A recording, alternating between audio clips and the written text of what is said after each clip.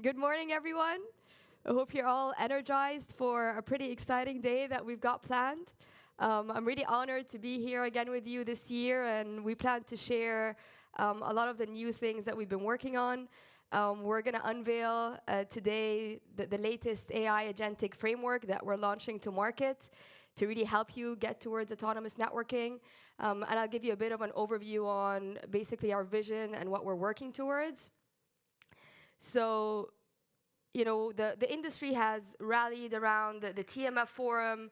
As you probably know, we've got different 6 levels to define the maturity and the path getting towards autonomous networking. Obviously, level 0 starts with the more manual, kind of human, highly manual tasks that are driven, going all the way up to level 5, where you get towards full autonomy, right? So that's kind of the vision and the target that the industry is working towards. The big disruption really happens between level 2 and level 3, and that's kind of where the balance shifts from manual human-assisted operations, moving more towards letting the systems do the work, driving the decision-making, leveraging the greatest new technologies we've got around AI ML, right? Now, it's all about delivering as well the business outcomes that you need. It's not only about the technology, it's really the enablement to let you go there. So if you basically look at it like the use cases that we've been working on, it's kind of same problems and challenges that you're trying to solve for. It's just that leveraging new technology to enable us to do this in a much simpler manner and to kind of mask that complexity that you kind of have in your networks, right? So giving you the ability to have a lot more granular control over your network to deliver new types of services, giving you the in-depth visibility so that you can always deliver a better user experience, and making sure that we give you the capability to optimize your network based on your different resource constraints, whether it's energy-based or utilization-based, or whatever that metric that you want to drive, right? Now, what we've been kind of looking at is how do we kind of transform how automation is done today, right? So if you take a look at historically, automation has been a lot about putting knowledge into rules. So you're limited with the rules that you put in your automation, whether scripts, your automation controller, because you can't address every single corner case, right? And you're kind of programming that knowledge, putting it in the system, and that gets you to the initial levels like level 2, level 3 or so of autonomous networking. Now, kind of moving to where we can go now with this new technology is you can now leave the decision-making to be more dynamic, leveraging LLMs that can really take in all that information and be able to actually correlate a lot more than what humans can at an individual level, and look at the large data and make a lot of new insights out of it, right? So, think that you're going to be in a world where you're going to have AI agents.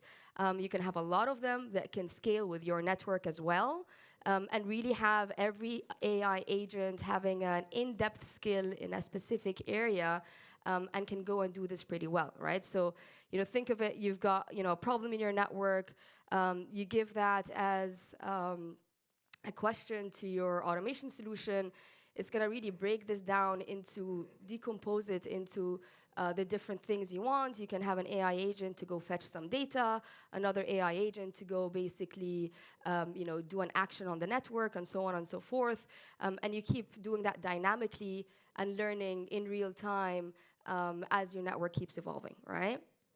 Now, TMF Forum has kind of defined a level-4 blueprint, broken down into 2 phases. Phase 1 is more about getting that autonomous agentic framework into your network and being able to kind of roll that out for a single domain. And then the phase 2, taking that forward to have multi-agents collaborating together, and being able to do more complex tasks across multiple domains, right? Now, we've been, heads down working on this, and the team today, we're going to have Javier and Niels and Omar. They're going to come on stage and share all the details behind what we've been building here. But we've been really focused on building that multi-agentic framework that is completely open and inclusive, right? So we are going to build AI agents and put them on top, but we're also going to allow you to develop your own AI agents or any other partners to do so, and then be able to kind of leverage different data sources, whether it's from Cisco controllers or from your own data lakes or other sources, and basically enable you to kind of drive that automation at scale. And we're adding a lot of those AI agents capabilities within our existing portfolio. So again, it's not a rip and replace thing. It's an evolution journey. So whatever products you have today, like NSO, like the crosswalk network controller, provider connectivity assurance, all those are gonna, continue to be there and continue to evolve the roadmap towards AI ML capabilities. So we're fully integrated with the Cisco AI Assistant, so that's going to be across all of Cisco. We've unified on that. You can start from there, give it a question in natural language. It's going to go translate that into the respective solution to go drive the right AI agents to give you what you're looking for. So if we categorize the use cases, you basically have 3 main categories. The first category is probably where you don't want to be at. It's more the reactive portion of this, where you've got already a problem in the network and you want to be able to remediate it, right? Doing things like anomaly detection, being able to do event correlation. Event correlation specifically is one that's very dear to our hearts, because if you take a look at traditionally how event correlation has been done, you don't always catch the corner cases, right? Because the technology was not enabling you to do that. I think now with the ability to leverage AI, ML to kind of get all those data insights and be able to derive with intelligence what can be the event that caused the issue is something that's super high value in the chain as well. Config drift is basically an interesting one. I'm going to show a demo of it soon, but basically this allows us to show you if you've got any anomalies in your configuration compared to what's the baseline of your network, a root cause analysis, obviously, when an issue happens. The second category is more preventive. So this is where you would want to be, so proactively helping avoid issues before they actually happen. So everything from doing forecasting to automated maintenance to optimization and failure prediction. And there's one very interesting use case that we're going to show that we're planning to launch today as well, which is called the toxic factor identification. What that simply means is we're going to tell you for whatever event you've got in your network, what is the correlation with the network attributes that have the highest probability of causing that event, right? And that gives you insights of what needs to be remediated in your network.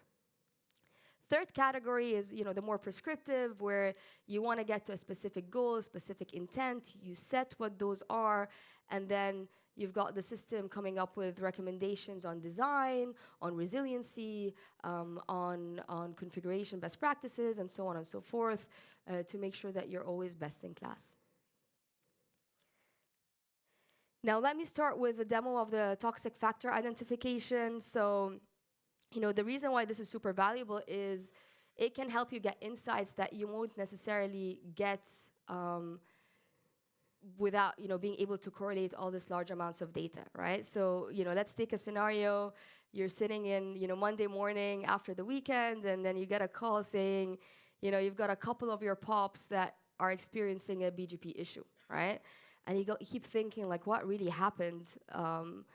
The only change you're aware of is that over the weekend there was a software upgrade that was done. But you realize, we've done those software upgrades across much more POPs than those 2 POPs where you're seeing this issue.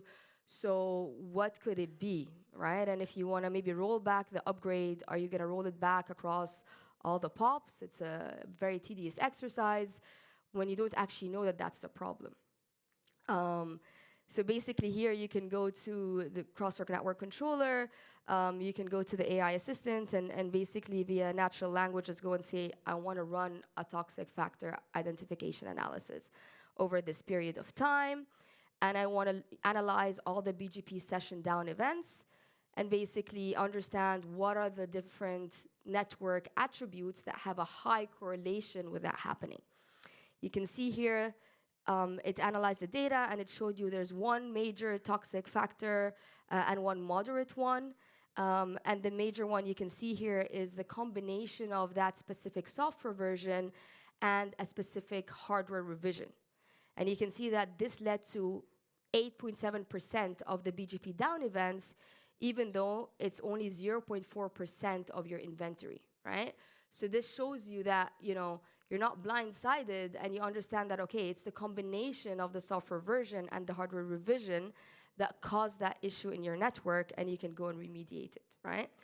And the capability here is, you know, infinite. You know, you can go and analyze whatever event, whichever network attributes, and get those insights that, you know, you can instantly be able to make use of. You know, the other kind of use case that I'm going to show you that we're also going to be launching today is the config drift. You know, unfortunately, until today, one of the biggest causes of network issues and outages is wrong configurations, right? Someone went in, they configured something they didn't know that was going to cause all that chaos, right? So this is kind of a capability that we've built as well within the Crosswalk Network Controller, where you can go and analyze what's the baseline of your network, what is kind of the healthy state when it comes to config, and be able to detect any anomalies and basically be able to then change them. So again, you go to the AI assistant and basically ask for running a config drift analysis. In this case, over all your core routers, you go and analyze them. It's fetching all of this from NSO, and it's going to analyze all those configurations. And it's going to basically come up with the recommendations, building that report, right? As you can see here, it comes up with the anomalies that it saw across those different network devices. In this case, for example, in this Cisco router in New York, it was expecting to see an MTU of 1500, but it actually saw an MTU of 150, right? It also expected to see an IPS command that is available on all the other routers, but for some reason it's not on that router. It also, expected to kind of not see a specific route that's on this router, but it's not on all the other core routers, right? So I think, this capability allows you to kind of get a lot more agility and be able to detect any config issues that you might not be aware of, or, across a large number of devices that you would be managing. So basically, kind of this is, the path that we're thinking of towards autonomous networking. Obviously, we keep adding, more and more use cases as we go along. And we'd love to hear more from you as well, the use cases that are of most interest to you and how we can kind of help you get there. But basically, if we break down and decipher those 6 levels, level 0 is a bit more manual. I think where a lot of people, still do scripts and try to do templates with CLI and so on. Moving to level 1, this is where you get more assisted operations. You move towards a model-driven approach. You kind of abstract that network, build your YANG models, and kind of the things you've been doing with NSO early on, but also extend that by having the network topology, element management capabilities, orchestrated network provisioning, and planning and design. Moving towards level 2, this is where you want to start having a bit more knowledge, like intent-based networking, where you're going to define your intent in an SDN controller and help it go drive this across the network, doing things like path computation, traffic engineering, brownfield discovery. These are the types of things we do with our Crosswalk Network Controller, along with the automated assurance solution, where we bring Crosswalk and provider connectivity assurance, or Accity and Skylight, together to deliver on those capabilities. You get to level 3, and this is where you do a lot more of the programmable workflows and get more into closed loop automation. Now as you know, we have a Crosswalk Workflow Manager that allows you to do that we've also embedded into the Crosswalk Network Controller. We do real-time optimization, congestion mitigation, event correlation capabilities that I spoke about that we're adding here with AI ML capabilities. doing fully automated software upgrades. We call that a fleet upgrade. You can go run that across your network and have the right workflow to enable pre-checks, post-checks, rolling back upgrades if you need to, and then getting into coordinated maintenance.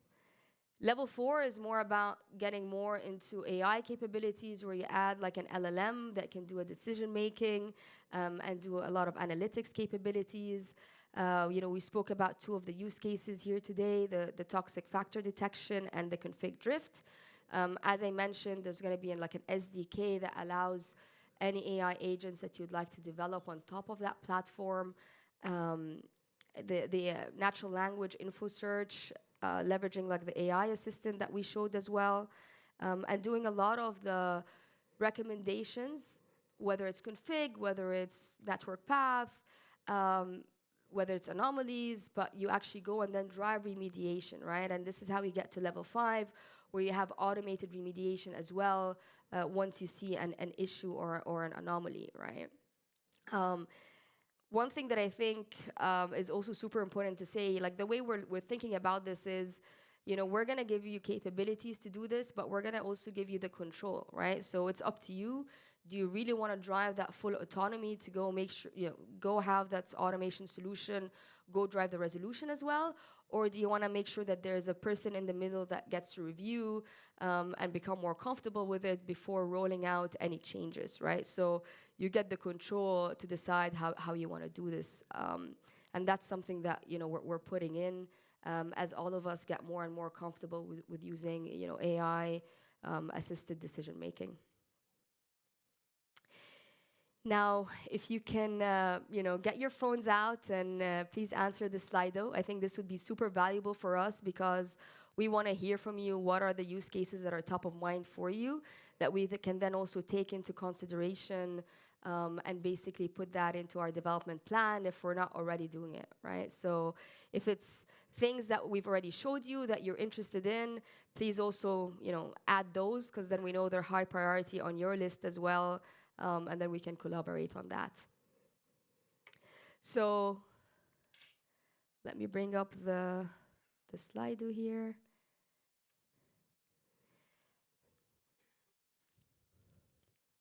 So there's closed loop, config drift, great alignment with what we've been talking about. Any other use cases of interest? I'd be really grateful if all of you can start entering your input as well. Log analysis. Security is another one that we think is also top of mind, like doing things like security compliance, for example. See here, congestion mitigation. Service discovery.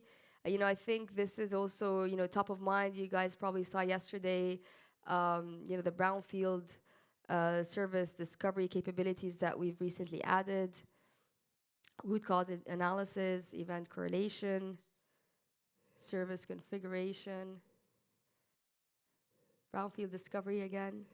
The team did a good job yesterday, maybe show you all the things that we've built there. And by the way, I'm going to leave the Slido open. So, along the day, if you find any other use cases that you're interested in, just feel free to go pop this in. We're going to take all this data and take it into consideration in our prioritization process from a roadmap perspective as well.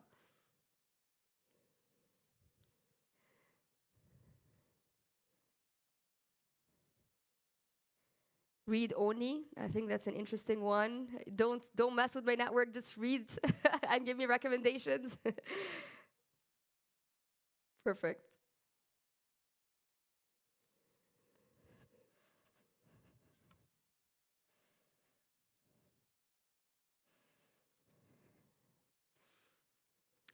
So, as I said, I think last year, in this same forum, we spoke about how we've been driving towards automating the full life cycle of network operations.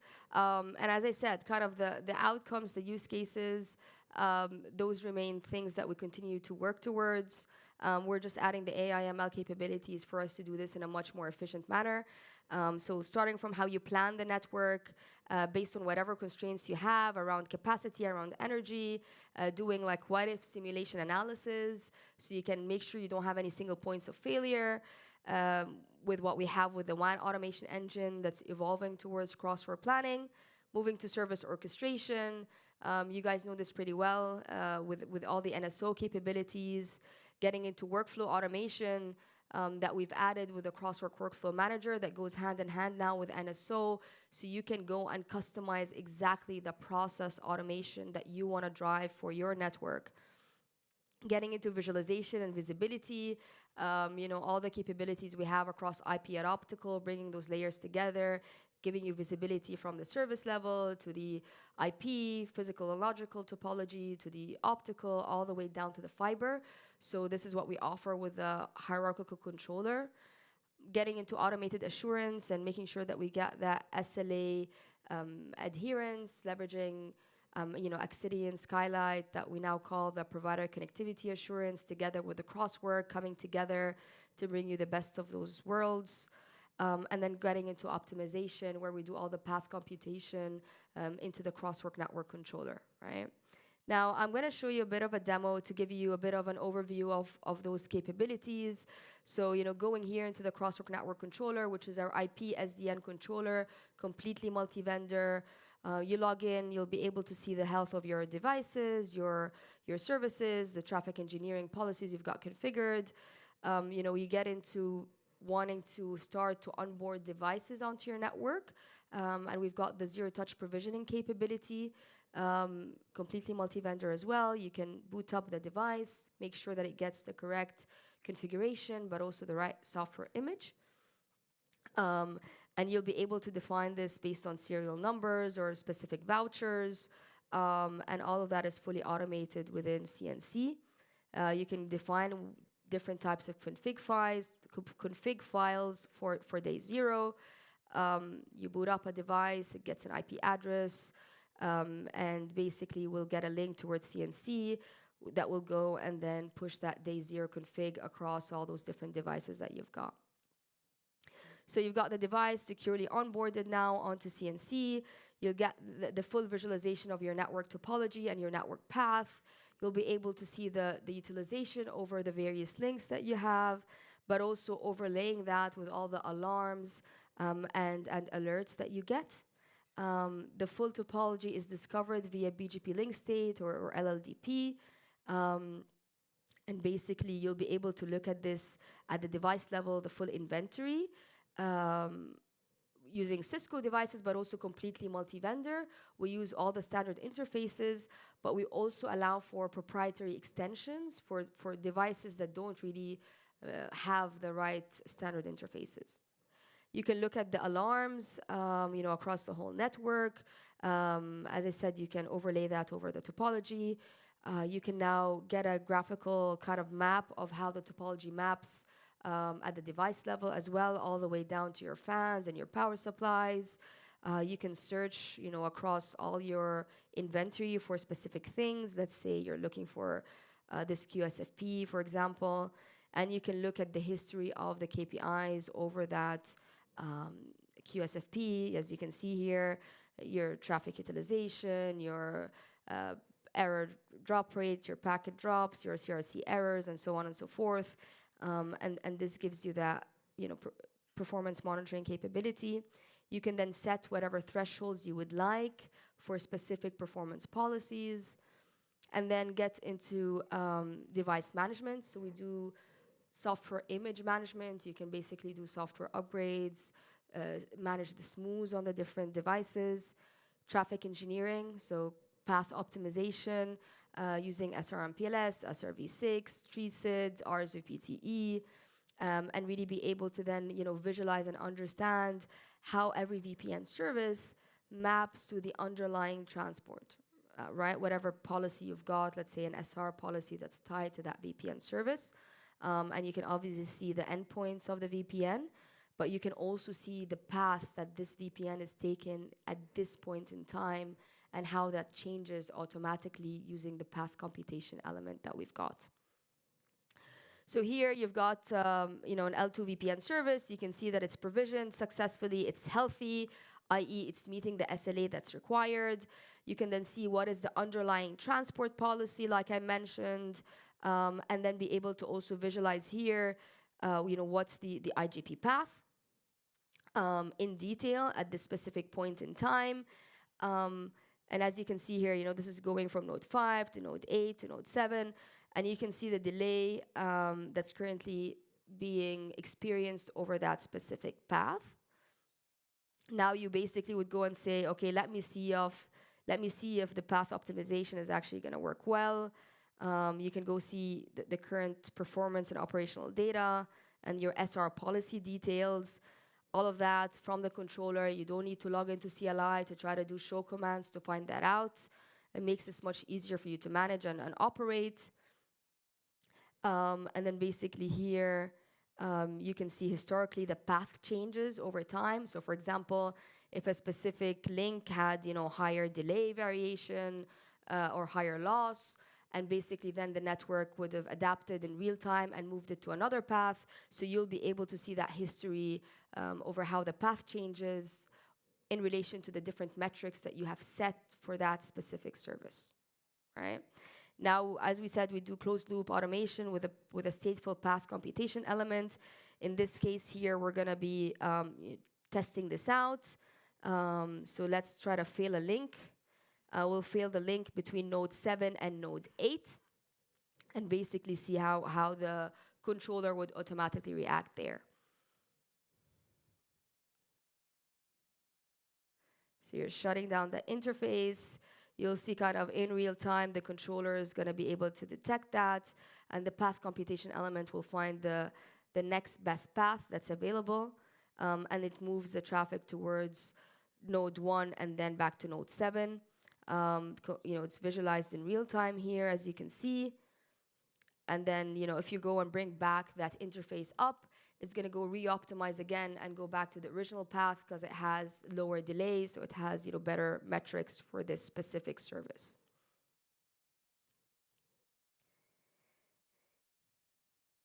Then we basically get to the slice template catalog. So network slicing is something that we really kind of believe in. It applies not just to 5G, but even now in the AI world that we're in, ability to slice a network based on the different services that you want to offer.